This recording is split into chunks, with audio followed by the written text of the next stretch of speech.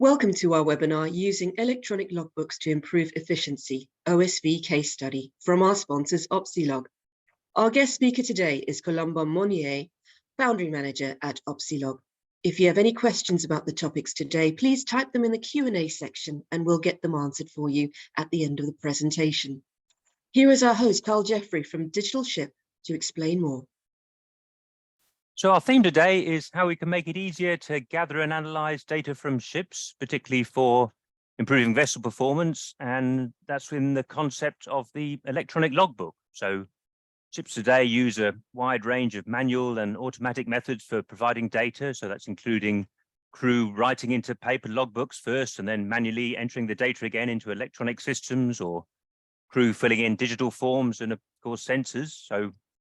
And then the data goes from the ships in a wide range of ways, and people on the receiving end get a lot of email, and the systems are very decentralized.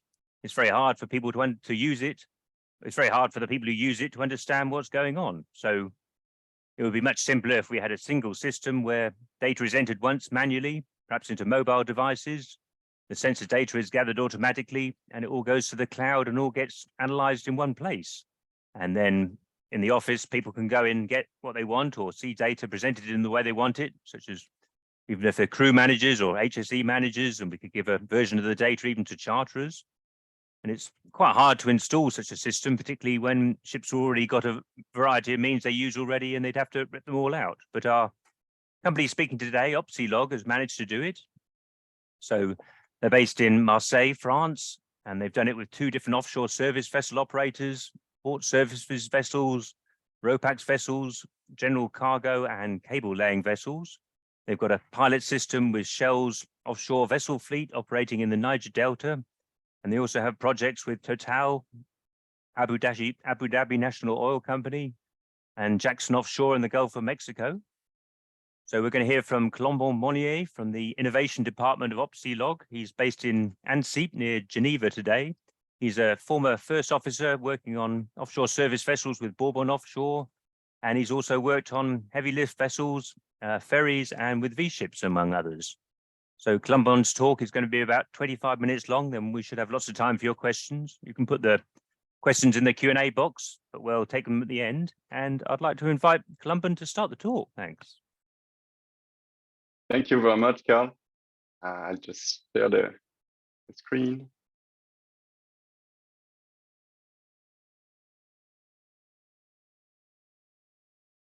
So yeah, thank you and hello everyone. I will start saying that crisis is an invitation to rethink the way we do things on a professional level and on a personal one.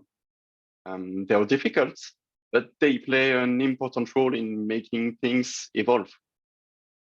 Just think about how the Titanic tragedy changed the maritime world and led to the SOLAS Convention. We are currently in the middle of a double transition, environmental, of course, and technological.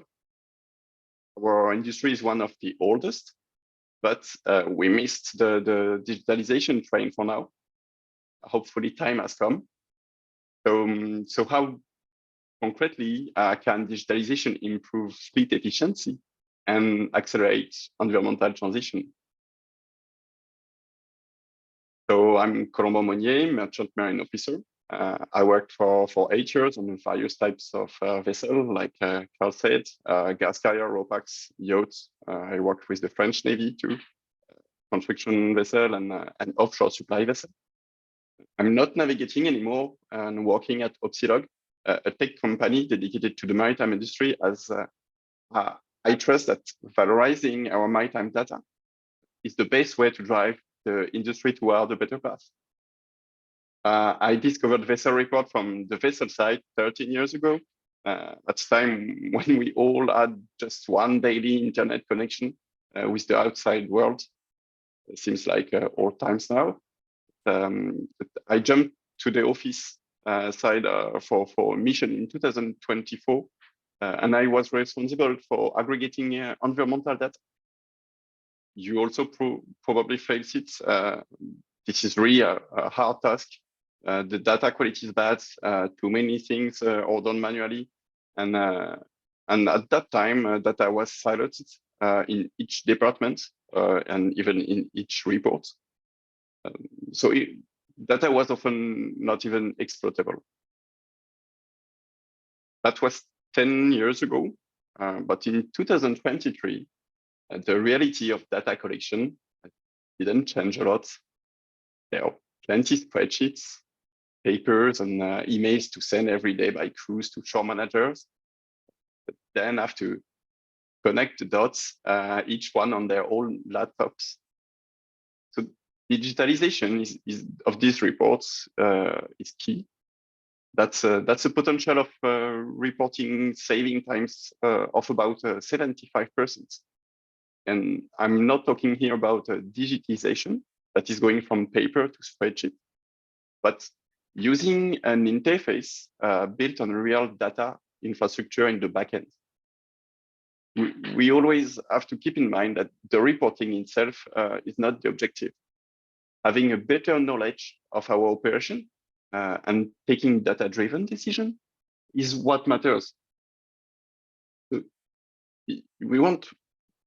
we want is transforming the raw data into concrete insight. Like, why am I having delays in this particular harbors with this particular vessel? Why do these vessels always have to take 3 tugs? Centralizing the data enables standardization, better data quality, and tools that remain at the state of the art over time. And the technology is going really fast. Remember, the first iPhone has less than 20 years, and a vessel lifetime is about 30 years. The multiple reports we are using today make our reporting error prone. The value of the same data points can be different from one reporting channel to another. And it introduces a lack of consistency. And that is fatal to analysis. And I'm not even talking about if you want to train machine learning models. So finally, data has no meaning if we just take a snapshot. We have to be able to compare it, to rewind, anticipate, measure the evolution of each KPI over time and under various conditions. Measuring means that being able to set up parameters and constraints. And when you look at the data, if my vessel is consuming less fuel than yesterday, that doesn't mean necessarily that I'm extra efficient. Maybe my vessel is not producing any value at all compared to yesterday's activity. So, of course, people are pushing from the inside to improve our capabilities in terms of data collection and analysis. Otherwise, we wouldn't be here today, you and me.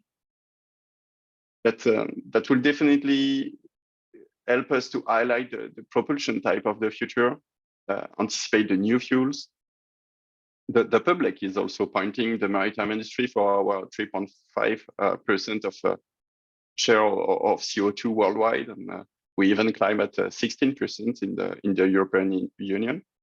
So new regulation are entering in force, CII, EU MRV, IMO DCS, CO2 quotas, etc. There shouldn't be a constraint. Let's see them as an opportunity to improve our resources usage. I'm talking about fuel, but also time, money, people. The data gives us the means to create new maritime business models, improve our margin, reduce our impact. If we, the shipping industry, want to meet the Paris Agreement goals, we have to reduce by 45% our carbon intensity by 2030. Another way to look at it means that we should introduce 5% of zero emission fuels by 2030. That's tomorrow. And there is an emergency there, but yet we need the data. The sensor are installed on board, of course, and satellites are monitoring from space with more accuracy than ever. But there is one historical reporting channel. the ritual seafarers have been doing for centuries. And this is the report book. This is a link created by humans between the vessel and the shore for a cultural switch that will be led by humans. What if we could log our activities in a single interface, a modern and dedicated tool that we can trust, even in the specific conditions seafarer meet at sea? Instead of reporting the same data 10 times for 10 different purposes, record it just once. Benefit from data quality control, automatic business rule to avoid mistakes, and enjoy live operational insights to improve performance on a daily basis, while automatically filling periodical regulatory reports for the flag, for the client, for IMO, for internal purposes, for the certifier, for NGO and green label. Access when we want the data we just need without to search for it in 2 generic reports flooding our inboxes. Like the HSE manager need to be able to follow their zero plastic waste on board strategy. The technical managers are required to monitor vessel downtimes and anticipate planned maintenance. The contract managers keep an eye on non-productive time and chart parties KPI. Crew managers want to track crew members with time overdue or missing certificates. I spare you the list because Carl is going to switch my mics off here. But keep in mind that the digitalization of the reporting is not a question of installing a software on board. This is an important step. There is not one silver bullet. Our common goal is being data-driven while navigating these challenging times. Take action that truly counts for the shipping industry and limit the risk without ever forgetting the human aspect of the management of change. And there are a lot of profiles out there. That's why we definitely must be user-centric on each solution provided to the maritime stakeholders. In fact, the industry is heterogeneous even at the company level. Sea Cargo Charter 2023 report showed that the alignment was going from plus 33% to minus 28%, with the climate decarbonization target of its member, that is including bulk carrier, chemical, oil, and liquefied gas tankers. So that's huge. Some companies are ahead and already requiring digital twins for their fleet. And some are needing to switch on the lights of data while they are still in the darkness. Often, sensors and equipment are installed on board at high price. And then we realize that the data will be stuck forever on server on board. Designing, developing, and maintaining a data infrastructure is not the mission of a company that have been operating ships successfully for decades. Even beyond software development, data engineering, or algorithm training, what about cybersecurity? A flaw in the infrastructure can be fatal today. We all read the news, and the geopolitical context is clearly not helping to that. So every company is specific. As a seafarer, I could even say that every ship, even from the same design, is specific. So each stakeholder has its own vision of the future. However, we understand how standardization and unifying our processes can benefit to the maritime world. Opsealog is combining the maritime and the data expertise to provide these user-centric softwares and analytics 100% remotely. One that fit the needs of the crews and the ones of the shore managers, ship owners, and charterers. Beyond the reporting software, a lot of parameters have been set in place to provide these analytics.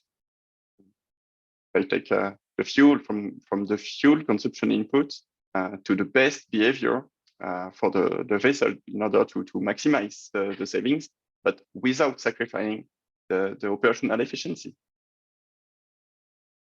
Data is going through a lot of various layers, smooth interface, anomalies detection, data quality process, data standardization, pre-calculation, algorithm, and then at the end, the visualization. Software is not enough if you want to build strategies on top of your data. And despite we all face the same environmental challenges and often the same regulations, this strategy can be multiple. So about 850 very different vessels have been tracked to date across 20 countries. And we want to share with you two different use cases that highlight very different results. So here is Jackson Offshore. It was one of our first shipowner clients. We previously had the track record working with the energy major that are charterers. We were convinced that we could bring value to shipowners in the shipping industry, being more proactive in terms of vessel performance, to level up the relationship with their clients, enabling the crew to gain time, avoid reporting mistakes, let them focus on their core mission that is safely operating the vessel. And of course, onboard them on the road toward the smart shipping. Monitoring and reducing fuel consumption can be very important if you are paying for it. Ultimately, that was not the case with Jackson, but we digitized the 676 meters PSV. They had over 30 crew members on board. We adjust our modular software referential to fit their operation.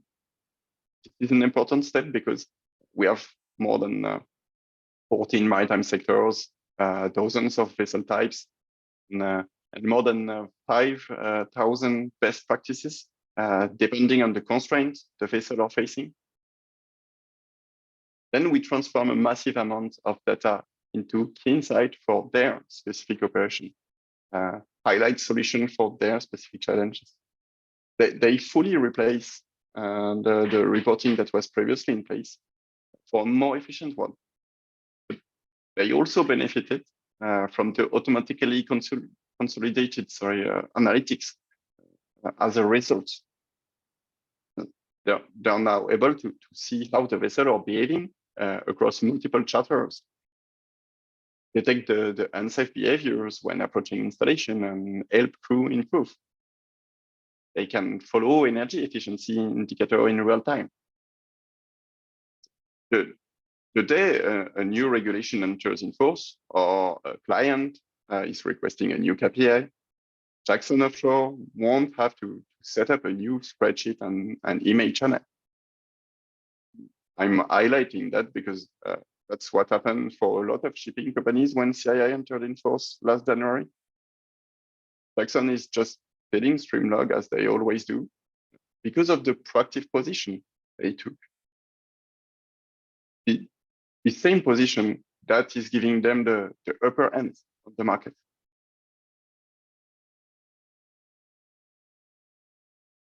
Another use case is ADNOC. ADNOC is both a charterer and a shipowner.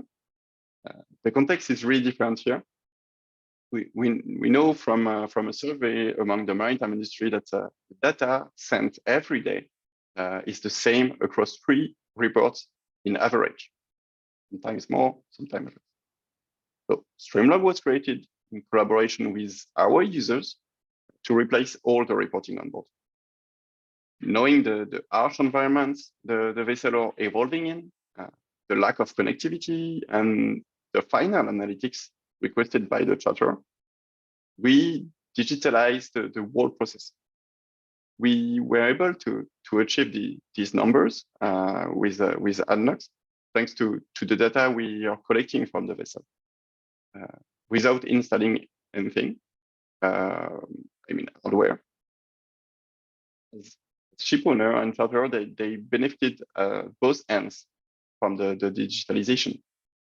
And the results are already coming as soon as you are properly collecting the information. We all know that the future technologies are not ready yet, but instead of being in a wait and see mode, maritime stakeholders are able to act right now. With ADNOC, we worked on the best practices to operate the vessel, reduce idle time, crewing and fuel integrity. We even worked on mooring buoys to reduce engine usage. The data is telling us where to go. There is not one solution for all, but there is one solution for each.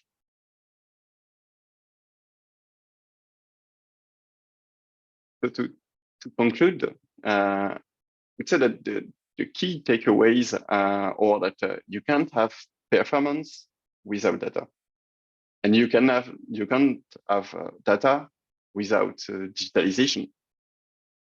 All stakeholders have interest in digitalization: charterers, ship owners, insurer, banks.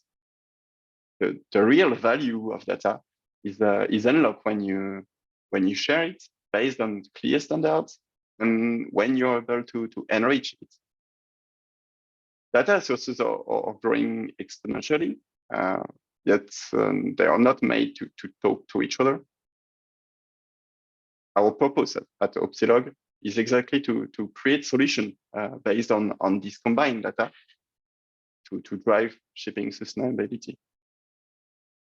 Fleet optimization takes time, but you benefit from day one of digitalization. Management of change is an important part of this cultural switch, because digitalization is at the same time encompassing all your teams and is the link between them.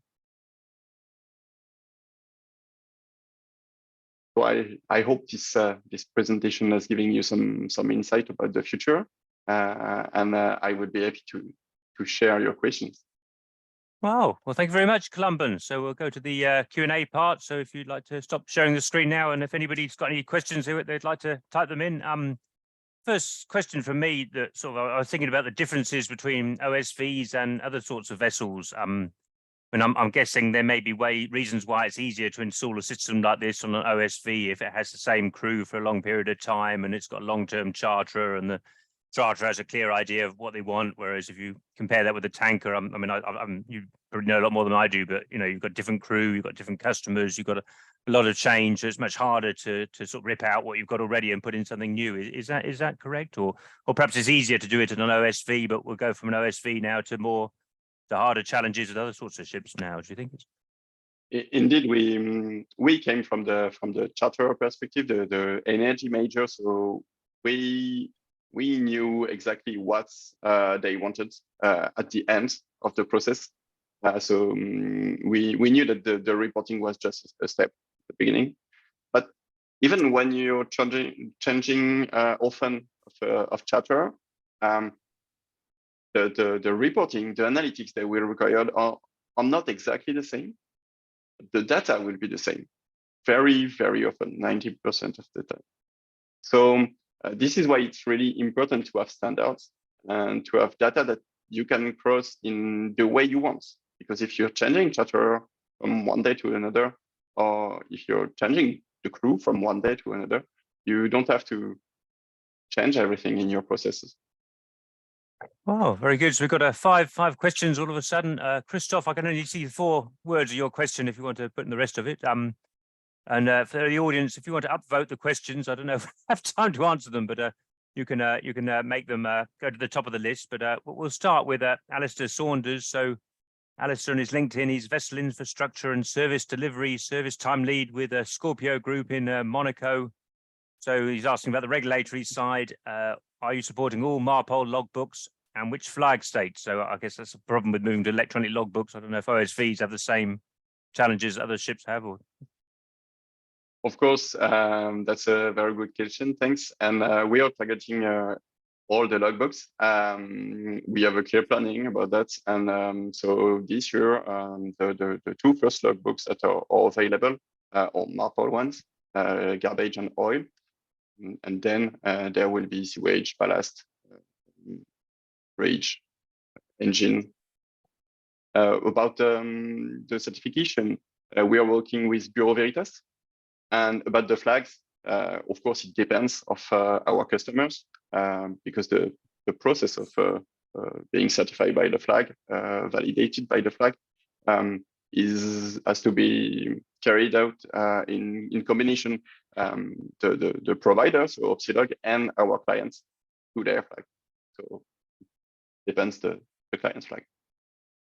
Okay, so just for the audience, you can see you can order questions by the most recent or the most upvote. So if you all want to order them by the most upvote with the thing on the top right, then we'll all be looking at the same thing. So next is Kathleen Kuhn, who I think is a electronics industry consultant in Florida. So she's up very early, if that's the same Kathleen Kuhn, but she's asking about the hardware required on board.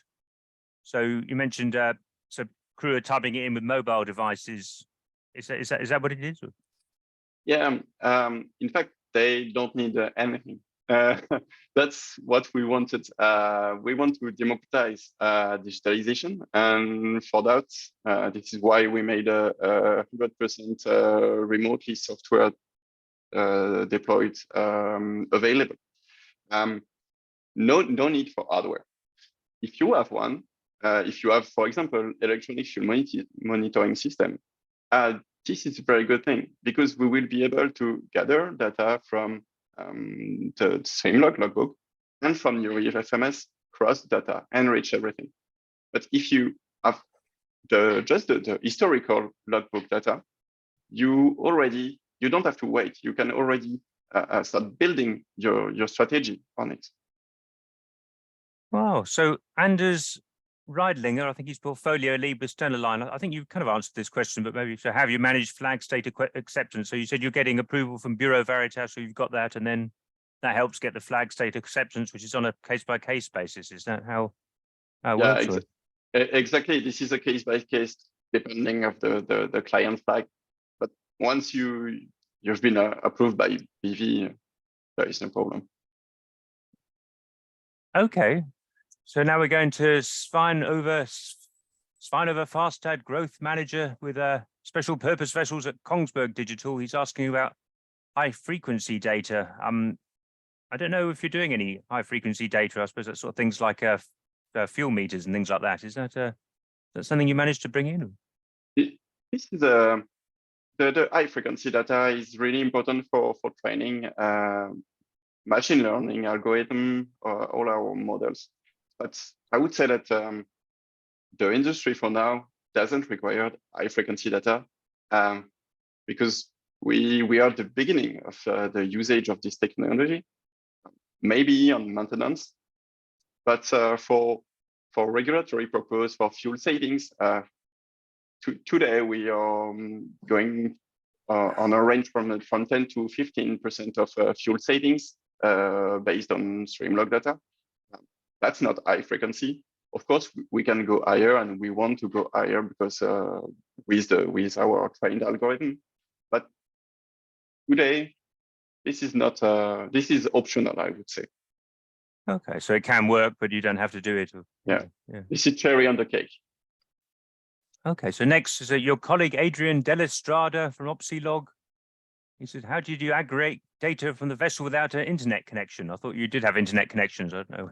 Not sure where he's coming from there, but I'm sure you probably know. In fact, we have a desktop application, of course, in case there is no internet. But for us, the future is a maritime industry that is connected 100% of the time, with redundancy, of course. For now, we are living with our time, and there is desktop app available. Okay, so the next question, you probably know Vincent Jolly from Bureau Veritas. I expect you was He's asking about EU emission trading scheme and giving a common platform for shipowners. So now we're looking at the other end of it, how we're getting data in the end. But I suppose everybody wants straightforward data, but the challenge has always been getting it, I suppose. So perhaps so that's the easy part. Is the other end is the data gathering is hard. Is that? Do you have any thoughts you want to share on that one? Yeah, the data gathering is complex, and as I said earlier, the data is not made to talk to each other. So it's really difficult to take data from one provider to another on the same vessel, or even from two different vessels for a company. So this is really tricky. I would say that the basis for the EU ETS system is to have data that you can trust for the people that are driving the regulation, but also for the shipping companies that will have to answer this regulation. And I would go even beyond that, saying that the banks, the people financing the future vessel, are requiring data with a high quality, because of course they don't want risk. So the core of all this system, and so EU ETS, but even the other ones, this is really the data quality and the fact that you can analyze it. Oh, very good. So now we're going back across the Atlantic to Newfoundland. Keegan Bizarre is the operations manager and master mariner with Ocean Sync, which I think is a weather company, and he used to be a captain with a Columbia Ship Management. He's asking about sharing data amongst a network of vessels, especially weather data. I don't know, with OSV fleets, is that something people have talked about? He says the airline industry does this. I guess if you have a lot of planes in the same place, perhaps it's useful to share weather data between planes. I didn't know about this, but is that something you've looked at? Being transparent is really important, but it can be a bit tricky in the maritime industry. We are not used to it. So of course we are anonymizing the data, but we don't share it unless it's internally among the clients' vessel if they request it. Of course, we also have the cyber security that is an important topic for us, and we have high standards. So data sharing is more complex when you're talking about cyber security. So yes, this is really important, from a ship owner to his charterer to his insurer, amongst various ship owners. For now, data is not shared. Standardization could really help on that.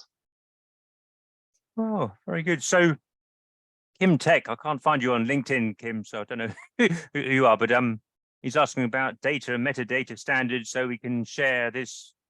He's asking perhaps we can use the data by universities or ISO 26114. I don't know what that is. I mean, then the issue often comes up of sensors from different companies that companies want to link together. I guess there's often commercial reasons why companies don't want to share the data further, but I guess this is a big issue, isn't it? Do you want to share your thoughts on this? Yeah, of course. So we are also talking about anonymized data and how to share it, how to access it. Here, I would say that the answer is API. Like that a university or anyone could access directly the data. So of course, there are some commercial API already available today. Wow, very good. So now we're going to my old friend Lionel John, who's in Singapore. So we're crossing around the world here. So we got are we including deck and engine logbooks? About to the flag question. So he's asking which flags have approved your system. I guess it was a case by case basis. I suppose it's not something you can say in public that this flag has or hasn't. But yeah, and our deck and engine logbooks will be out in 2024. Ah, all right. So that's a different system again, is it? It's based on the same system. Right. Yeah. To improve the user experience, of course, and benefit from the same standards of the data. But it is more complex in a way that you have to set in place some business rules, some data quality check, electronic signatures. So we have all that, but it's a bit longer because of the complexity and the importance of deck and engine logbook. Oh, very good. So Christophe Ponce is in France, Nantes, marine engineer of FPSO projects. He's asking about the data external to logbooks. So, asking about weather conditions again and predictive maintenance. I mean, you're mainly presenting fuel consumption data. I think that's mainly what you're doing so far, isn't it? But yeah. Do you want to say which data you're including?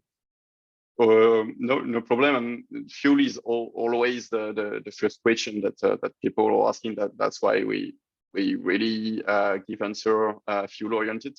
But it can be anything that you want, any events that could occur. And to take an example about crew, for example, if you want to reduce your cost, maybe your key influencer when you let the data talk won't be the fuel. Maybe it's already very good. And so maybe it's the crew. I'm a seafarer, so, but the crew with overdue time. Maybe the better thing to do would be to just send your crew back on time and you will spend less money. It can be a key influencer, we've seen that. So we can take any data from the logbooks, even the crew overdue times or the crew time on board, the crew certificates can be. The data is talking and is telling us how to reduce the cost in this example. Yeah, your OSV customers probably wanted the performance data and the crewing data. Is that the two specific ones that they wanted? I guess that's quite well, the high certificates are really important in the OSV sector, so that's why we developed some expertise in that. Yeah. Certificates. Yeah, crew certificates. Oh, okay. When a crew member comes on board, they want to say what certificates they've got and yeah. Yeah. Okay. Yeah, and this is kind of data which isn't in any other system, I suppose, or as far as I know, or they may not have any other. It can be stored, of course, in Streamlog, but it can be stored on crewing softwares. The data can come even from spreadsheets sometimes, but if we try to change that.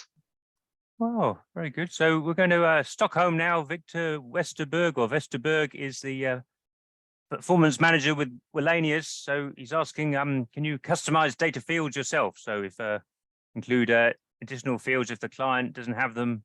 And he's also asking if you can share a bit more about integrating onboard sensor data into the logs.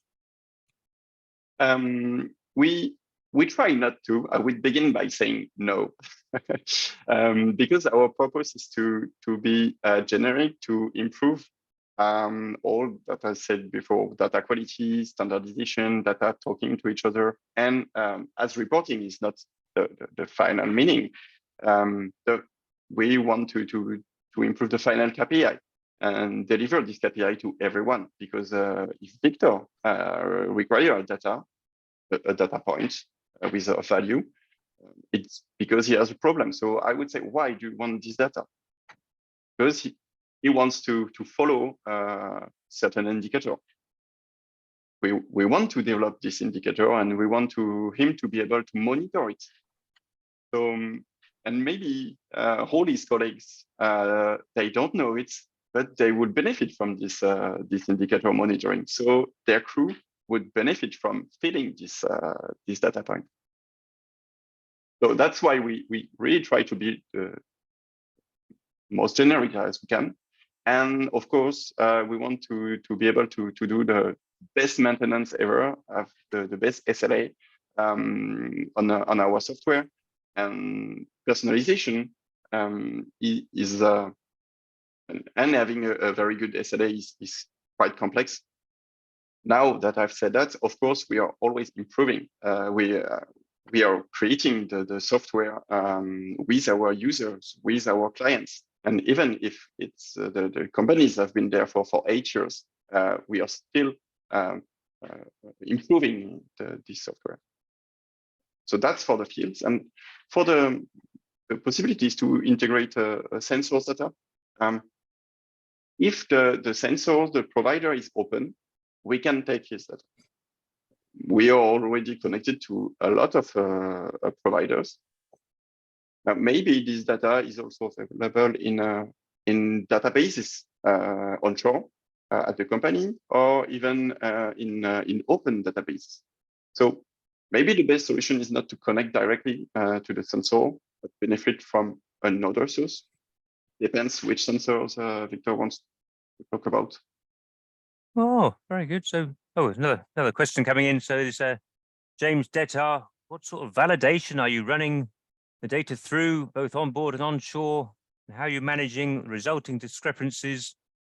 Does it connect to voyage data recorders data? I just see James Detar is from I4 Insight, which is, I think, is a vessel performance company owned by Lloyd's Register. Is that something you can able to answer? Yeah, sure. Thank you, James. So the first algorithm we are using is not the one that is analyzing the data to provide performance. This is one that is analyzing the data to remove anomalies. So this is the first layer of algorithm to reduce discrepancy. But even in the software, we have business rules and we know the regulation. So even if we let the crew log some information sometimes, because it's technically feasible, we are able to warn them that regulation is not saying that they should do that. So maybe this is wrong. So there is, of course, technical business rule, but even regulatory ones. And of course, when they are logging some data that we can cross-check with, for example, fuel with EFMS, or position or activities with the AIS, we have algorithms that are calculating what is the operation of the vessel. So you can cross the information and say, maybe you were not doing exactly that. So we can share with the vessel and improve this relation, because we have seafarers in our company. Really, the contact is really there. Oh, very good. Just from me, so the setup on board, I suppose you must have a server somewhere, and then that's talking with Wi-Fi. So if people have got handheld devices, they can enter data through a sort of app of some kind that links to the server, and then the server connects to the sensors, and that connects to the SATCOM. Is that the setup? Is it? Exactly.